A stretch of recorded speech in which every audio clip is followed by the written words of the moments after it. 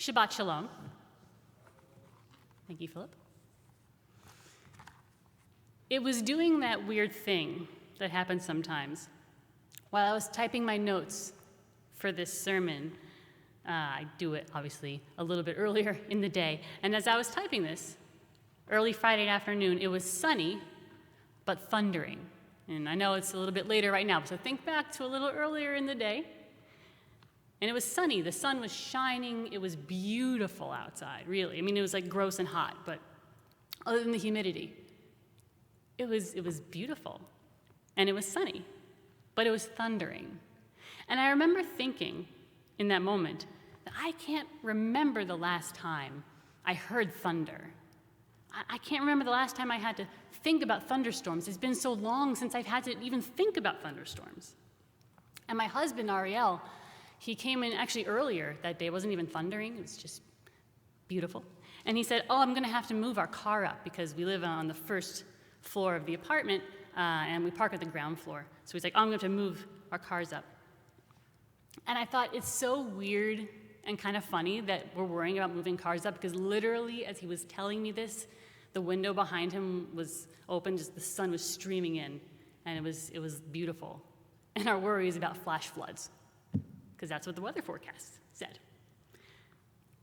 But we all know that sunshine can be deceptive. We know, if anyone knows, here in Houston, we know that just because it is sunny and bright and lovely one minute, that not too far off, complete and utter destruction could be on the horizon, wrought by rain that seems to never stop falling. If anyone knows the importance of disaster preparedness, it is us here in Houston, which is why it is my grave duty, and this is a request from the mayor's office to all clergy, that I ask you all to begin preparing ourselves for the 2020 hurricane season. I know, I'm sorry. I know, it's mid-May, right? It's mid-May, and the city is asking us to start now.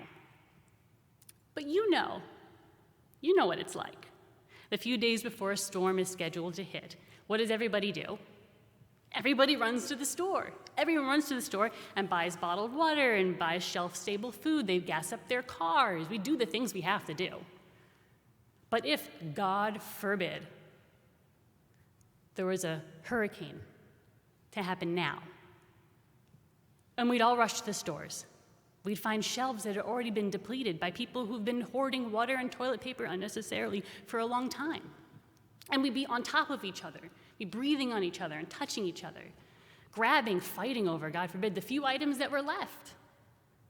And the PPE that we need for, God forbid, flood remediation is the same PPE that is in such short supply now, and all the hand sanitizer and the soap.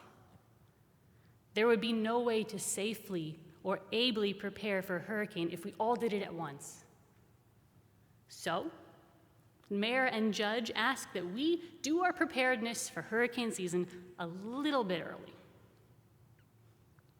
Now, I suppose that you could say, Rabbi, it's sunny out. It's beautiful, and maybe I can hear thunder, but I don't see any rain. It's not raining on me, not right now. How can you expect me, you could ask, Rabbi, to be fearful of floods on a sunny and beautiful day? You could say, there are things that I would like to be doing and things that I want to be doing, and not going and spending my time buying gloves and water and cans of tuna. And you could say, Rabbi, quite frankly, I'd rather think about life as it is right now. I don't want to think about some awful future off a ways, maybe. But this is not about making you feel fear. I don't want you to be scared. What do I have to gain by you feeling fear? We don't need to panic and run, crazed with fear, water, tuna. But if we prepare for the bad things, they can be a little less scary. If we're calm and serious about our preparations, we can prepare for the tough times so when they come, we're not so scared. And I understand wanting to do the things that you want to do and that you like to do. because it is important to do things that make us feel good. But you can't do the things you like when you're dead. No one can go to the gym or get haircuts or drink a beer in a bar when they're dead. So if we prepare now, make life a little less pleasant right now, we have a better chance at not being dead in the future. And I understand wanting to think only about how life is right now and not thinking of awful things that maybe could happen possibly in the future. Because we have enough awful things to think about right now, I'd say. Like Dayenu, it's enough. But we, as humans, have been given this great and very terrible gift of almost premonition. Now I say almost premonition because he can't quite see the future. God has given us the great and terrible gift of intellect. We can think, we can research, we can create possibilities. Can you imagine 1,000 or 500 or 50 years ago if they could see our ability to predict storms now, to see hurricanes and when they're going to hit and where and how strong they're going to be? Now, is it perfect? Obviously not. I said it's almost premonition. But what people 1,000 or 500 or 50 years ago would give to have our ability in science, what they wouldn't give. And because we can almost see the future, we are commanded by God to prepare for it, to prepare for any possible disaster that threatens human life. In Parshat Behar, we are reading, literally, this week, God is instructing the Israelites, not for a storm, not for a plague or pestilence or disease, but for the Shemitah, sabbatical year. Idea being that every seventh year, you don't farm, you don't touch the earth. No plowing, no tilling, no harvesting, and no eating anything that grows in that seventh year. You're giving the earth a Shabbat. Get it? So what are you supposed to do? Just not eat for a whole year? That's ridiculous. No. The Torah tells us the answer, which is for 6 years, before the Shemitah year, before the earth Shabbat, you gotta store up food. You gotta make your preparations because it's the Jewish thing to do, to prepare for tough times, not pretend like they're not happening, to take care of business. And I'm sure it was not fun back then. I'm sure people thought, why shouldn't I do what I want to do? I don't want to be storing up grain in these 6 years. I'm sure I probably wouldn't want to either. But it's normal to not want to think about tough times, difficult times. But God is saying that you have to. You have to. And the Torah goes on, Parshat Behar says, we have to prepare. Why? Not for our sakes. For everybody else's. For everybody else. We are commanded to keep ourselves and our families safe and fed and healthy. And in the same breath, God tells us we have to do the same thing for others, care for others' safety, others' well-being, others' health. Because lo ta'amod al dam re'echa, do not stand idly by the blood of your neighbor. God tells us this specifically, not don't stand idly by unless you'd rather be doing something else. And not, don't stand idly by unless, it inconveniences you. Don't stand idly by. It's life that God prizes and exhorts us to prize our own lives and others' lives. God brooks no gray area in this. Now, I'm sure by the time you hear these words, it will be raining or had been raining.